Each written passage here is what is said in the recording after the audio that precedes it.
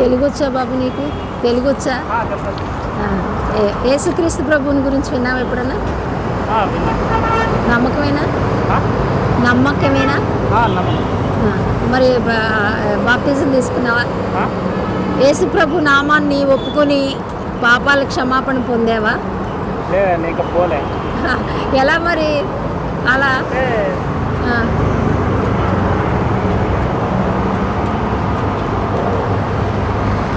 మరి దేవుడు ఏమంటున్నాడు? నేడే రక్షణ దినం, నేడే అనుకూల సమయం. రేపు ఏం జరుగుతుందో మనకు తెలియదు. యేసు ప్రభు దేవుడని ఒప్పుకున్నారు కదా, ఇంకే దేవుడు లేడని ఒప్పుకున్నారా లేదా? ఒప్పుకున్నప్పుడు మన పాపాలను ఒప్పుకుని దేవుని సన్నిధిలో, ప్రభు నేను పాపిని, నన్ను క్షమించు, నీ పరిశుద్ధ రక్తంతో నన్ను కడుగు, నా పాపాలన్నీ క్షమించని అడిగినప్పుడు అప్పుడు దేవుడు క్షమిస్తాడు, ఆయన రక్తంతో కడుగుతాడు. ఇంకా మనకి నిత్య జీవం, మనం చనిపోయినా పరలోకానికి వెళ్తాం, నరకానికి వెళ్ళాం కదా. మరి ఇంకా ఆలస్యం చేస్తే ఎట్లా?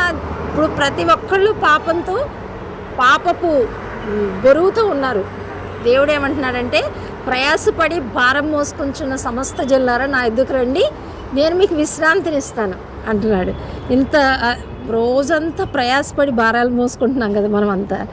ఆత్మకు పాపం ఎప్పుడైతే చేస్తామో పాపానికి దాసులుగా ఉంటాం.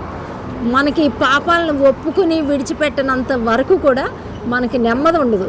మనకేంటంటే ఆ పాపం మనని కృంగజేస్తుంది, మనకేంటంటే మనశ్శాంతి ఉండని ఇది పాపం. సో దేవుణ్ణి మరి నమ్మావు కనుక నాన్న ఒప్పుకుని ప్రార్థన చేసుకుని, ప్రభువా నేను నిన్ను నమ్మాను, నీకు నా హృదయాన్ని ఇస్తున్నాను, నన్ను అంగీకరించు, నన్ను నీ రక్తంతో కడుగు, శుద్ధి చేయి, నన్ను నీ బిడ్డగా చేసుకొని ఒప్పుకుంటే ఎక్కడ లేని శాంతి, సంతోషం, సమాధానం దేవుడు నీకు ఇస్తాడు. తల్లిదండ్రులు కూడా మన ఈ రీతిగా ప్రేమించలేదు, దేవుడు అంత గొప్పగా మన ప్రేమిస్తున్నాడు. కాబట్టి పేరేంటి? ఏంటమ్మా? తుకారం. ఎక్కడ ఉండేది? ఓకే, ఆదిలాబాద్ నుంచి ఇక్కడ ఈ పరివారంలో ఇది చేయటానికి వచ్చావా? Okay, God bless you. Okay అమ్మా.